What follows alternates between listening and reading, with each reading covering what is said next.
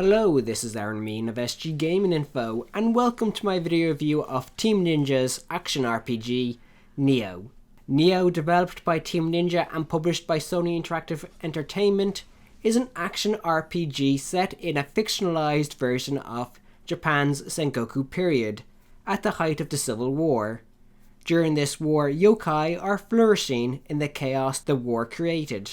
Nioh is without a doubt the most difficult game I remember playing, as the gameplay is very much inspired by the Dark Souls series, with any mistake, no matter how small, proving costly. The game has you constantly evaluating how you approach any situation, as the game likes to put you on the defensive, with combat involving studying your opponent's moves and waiting for the perfect time to strike.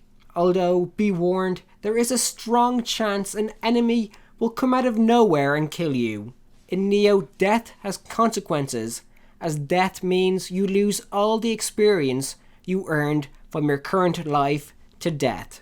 Speaking of experience, the experience points you earn are called Amrita, and are the main motivator in the story. In Nioh, you play William, a pirate who was instructed to gather Amrita in order to defeat the Spanish Armada laying siege to England.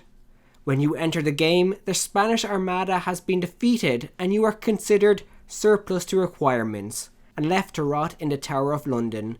Upon breaking out, you overhear a conversation involving Edward Kelly, an alchemist who says they are pushing for more Amrita, which can be easily found in Japan, as death gives Amrita its power. While attempting to escape with what you learned, Kelly finds you and uses a piece of Amrita to transform an executioner into a yokai. But after successfully killing the demon, Kelly steals Saoirse, your spirit guardian, who can detect Amrita. Following the Tower of London, you go to Japan in an effort to find Edward Kelly and free Saoirse. But while in Japan, you are thrown into the Civil War, which you ally with Tokugawa, as he agrees to help you defeat Edward Kelly and the yokai that assist him. Now, as I said, gameplay is very much Dark Souls inspired, especially with its unforgiving and reactionary focused combat. To make the reactionary nature of the combat work, you are given 3 stances: high stance, mid stance, and low stance.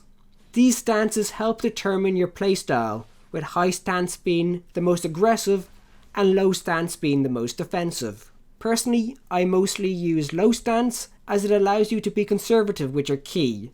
Keeping an eye on your ki gauge is important, as defensive and offensive actions do drain it, and if it is fully depleted, you are vulnerable to attack. And in a game where normal enemies can kill you, it is best advised you keep an eye on your gauge. What you wear is also very important, as the game uses a weight capacity system, with heavy equipment slowing your character down and making it difficult to dodge attacks. Armor, as well as weapons, has an RPG style rarity scale, with common, uncommon, rare and exotic equipment. Along with the rarity scale, each piece of equipment has a set of secondary skills that include the likes of plus damage to certain enemy types. Now, since the game has RPG elements, there is a leveling system. Leveling in Nioh involves going to a shrine and turning in the Amrita you collected during a mission. Successfully leveling up allows you to raise one of your base stats by 1 level. You can also acquire skill points, which are used to unlock skills for your melee and ranged weapons. Now, I focused a lot on combat, but what else is there to say about the game? Well, the mission areas are themselves a challenge, with numerous twists and turns that are designed to confuse players, especially when the game throws in multiple paths to a location, with one path filled with normal enemies and the other infested with yokai. To add to the confusion, you aren't provided with a map of the area, only a mini-map which points you in the general direction you need to go. The mission areas also contain red corpses, which are other players who died when undertaking the mission. Approaching one allows you to see how they died or to fight them. Once you leave a mission by finally defeating the mission boss, you visit your starting point or hub map. The hub map gives you access to a shrine, blacksmith, dojo, torii gate, and storehouse.